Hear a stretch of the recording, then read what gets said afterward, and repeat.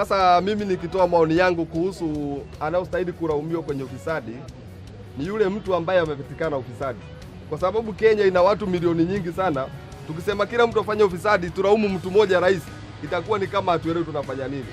Namba 2, tangu serikali zote za Kenya kuna serikali hata moja haijawahi kuwa na ufisadi. Serikali zote zimehusika na ufisadi.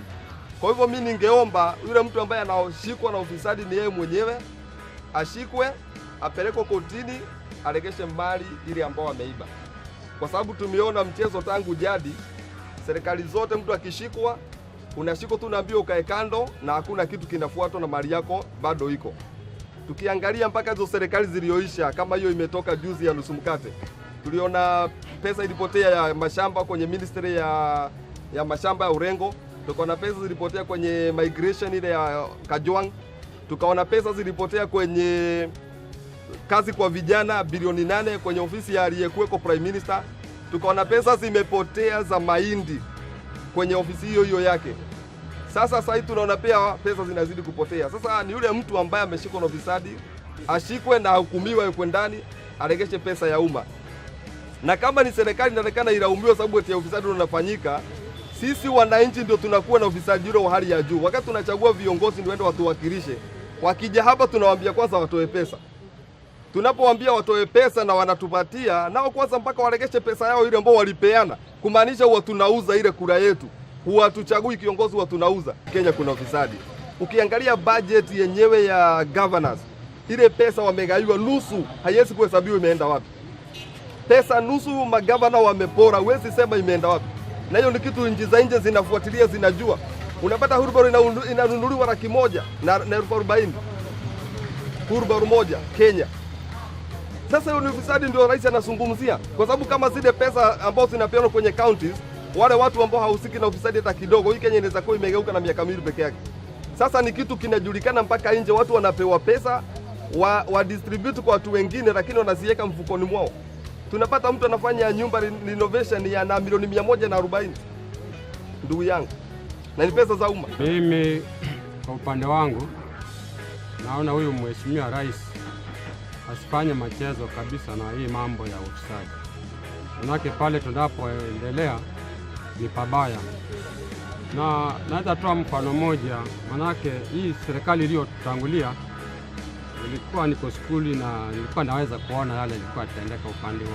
Wakati huo huyu rais wa kwanza Mzee Jomo Kenyatta alikuwa amepigana kabisa na hii mambo ya ufisadi. Wakati wa Mzee Jomo Kenyatta tulikuwa na wabunge wawili, mmoja niweze kukumbuka alikuwa ni wa Embakasi. Alipatikana skando ya kahawa. Mzee hakujali, aliwaweka wote ndani. Wakamaliza kifungo wakatoka.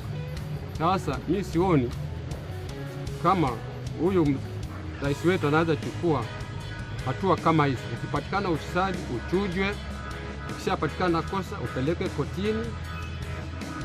Kosa ukishapelekwa kotini, ukipatikana hatia ni uadhibiwe, ufungwe kifungo. Na hiyo ndio inaweza maliza mambo ya ufisadi.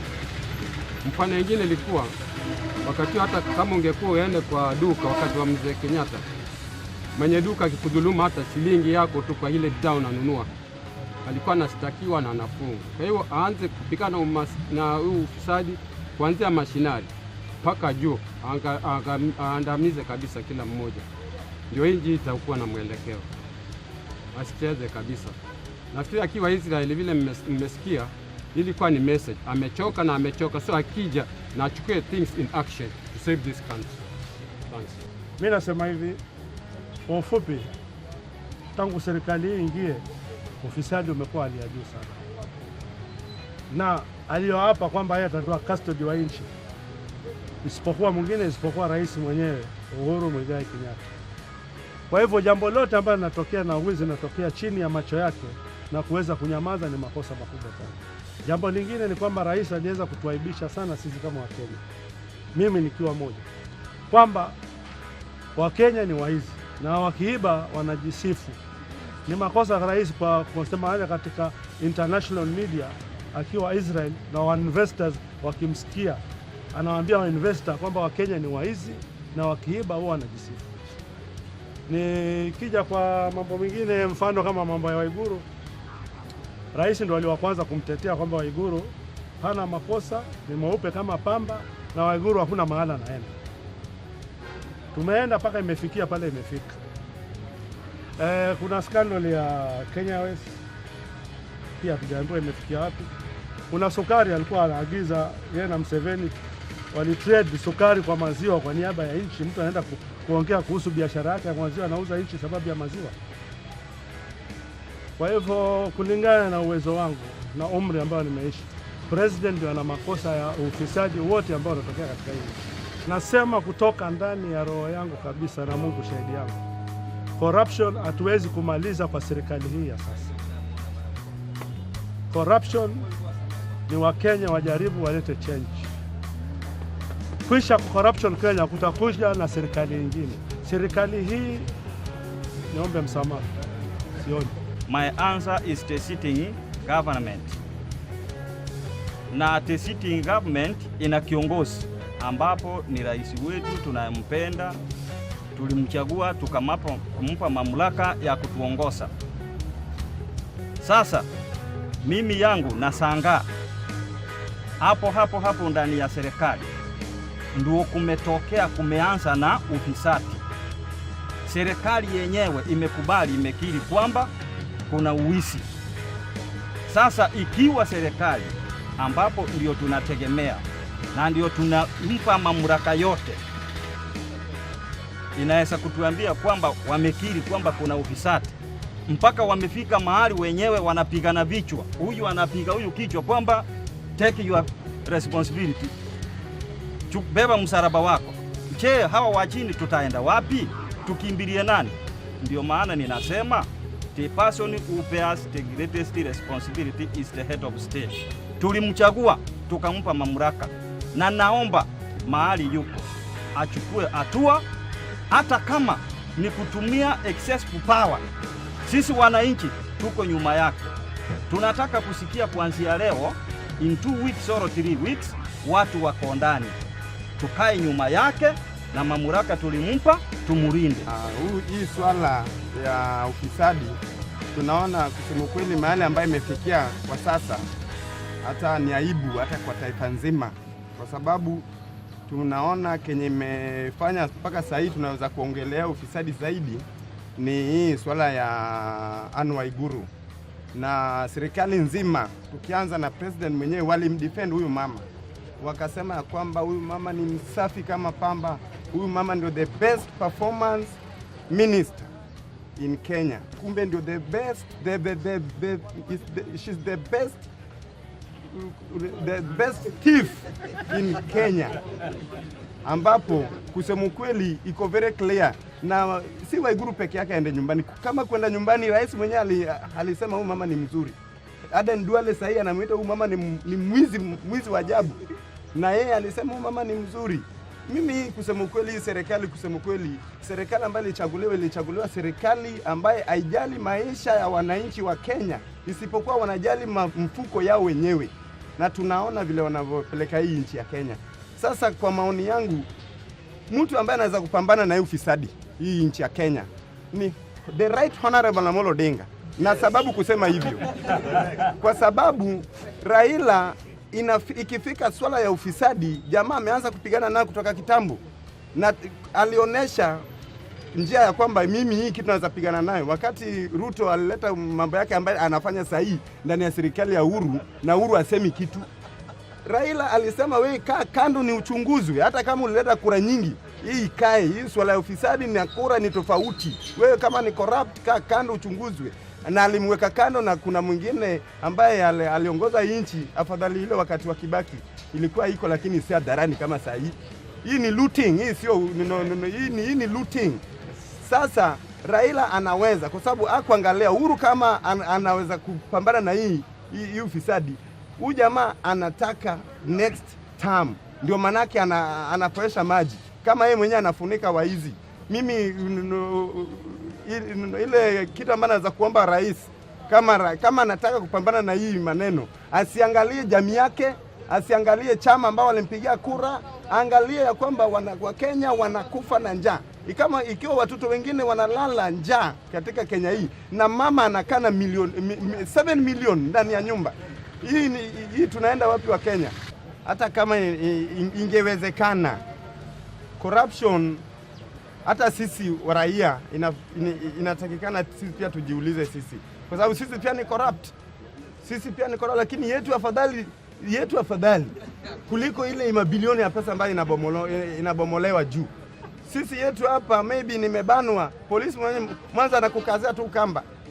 Na ukiangalia kama mimi nilishikwa, kusema kweli, kuna siku nilishikwa na Amnesty.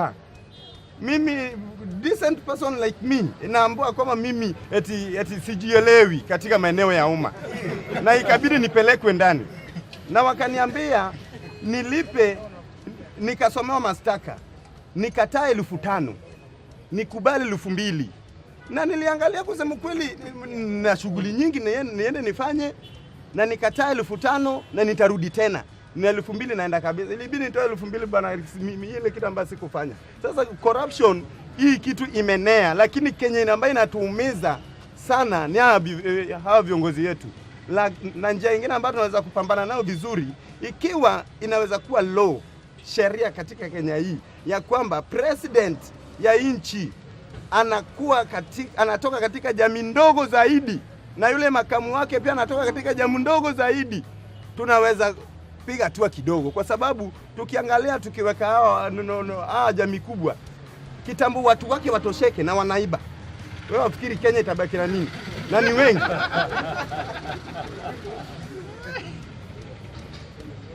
Unasikia, ni wengi, watu ni wengi. Njia mzuri ni iwekwe katika katiba ya kwamba jamii ndogo ndio ianze kuongoza, alafu iwe sheria kali. Ukipatikana na wizi kama hii ambayo tunaona, ni kunyongwa na kufreeze account yake zote na biashara zake zote, ndio hao waheshimiwa tumbo kubwa watarudi chini, la sivyo tutabaki kama hakuna kitu bana.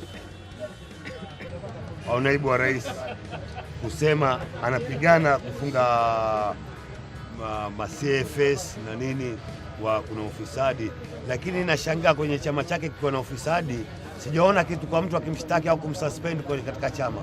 Hilo jambo linashangaza sana. Ukiwa wewe ni mtu muamuzi wa haki, amua kwa wote, sio kwa mmoja. Kwa kuwa mimi nakupinga, siko na wewe, utanifungia.